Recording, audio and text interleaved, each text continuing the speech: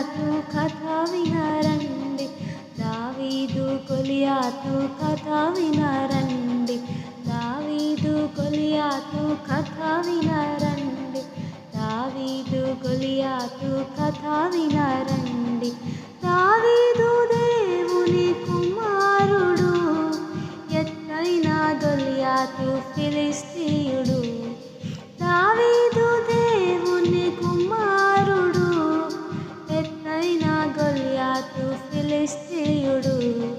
యెహోవా నామమునే దావీదు వడిసెల రాయితో నుదుట త్రిప్పి కొట్టెను.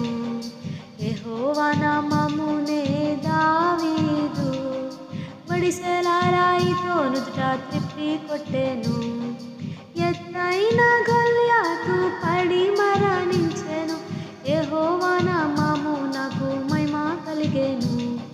ఎత్తైన గొలియాతు పడి మరణించెను. యెహోవా నామమునకు మహిమ కలిగెను.